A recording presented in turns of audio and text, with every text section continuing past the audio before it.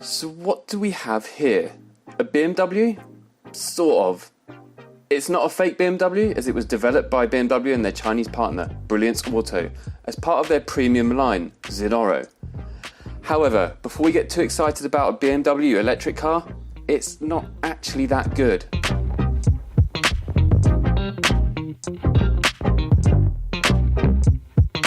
So we're here this week in the BMW, which isn't a BMW, it's actually a Zinoro, which is BMW's joint venture with Brilliance Auto.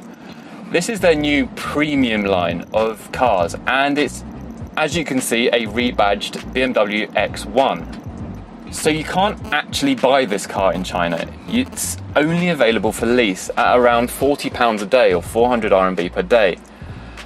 The beauty of this car is that everything's familiar because it's essentially a petrol car which has been converted to electric. So for people taking that leap from petrol to electric, this would be very comfortable for them. However, it's just not very good.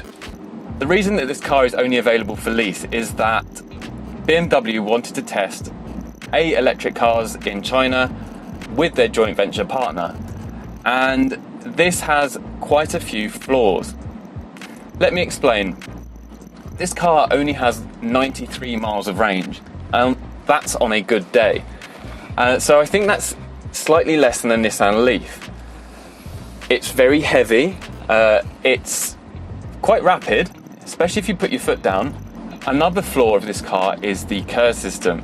It is super aggressive. So as I was driving here earlier, I didn't need to use my brake when I was coming out to traffic lights, as the curves were so aggressive that it just stopped you anyway. So I'll give you a quick example now. I'm going about 40.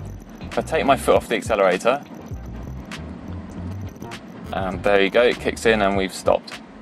So it does take some getting used to, but I think BMW Brilliance Zinoro needs some refinement in this area. Obviously this does feel like a BMW, so it's very nice to drive. The interior cabin quality is BMW standard, so it's fairly good. It's basically all BMW in here, except the only difference is it's got a Zinoro badge on the steering wheel. So refinement, comfort levels are fantastic. It's just the technology lets it down. This was a car developed in 2013, and since then the technology has moved on somewhat, especially by the domestic automakers. So this feels like an X1, it looks like an X1, but it certainly doesn't drive like an X1. The batteries are quite heavy, and it's quite noticeable when you're driving along, especially when turning. So dynamically it's not quite as good as an X1, but for BMW, for Brilliance, this is a test case. This is them testing their capabilities and testing the technology. And to be honest, everything's moved on a bit since then. Here I'm looking at quite normal dials, and it doesn't really have a range indicator. All I can see is a traditional petrol gauge telling me I've got 3/4 of a tank left. So, I mean, how much is that? How many miles have I got left? I don't actually know. And it's got the BMW infotainment system in here. Very good, but it's somewhat lacking compared to its competitors these days. So here we go for the acceleration.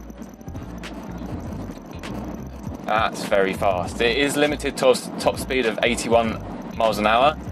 Obviously, you don't want to be wearing the battery down too quickly. What needs to happen is an amalgamation of what we've been driving previously and this car. This car has got the interior quality down to a T. It's very comfortable, and it's what you would want from a small electric car.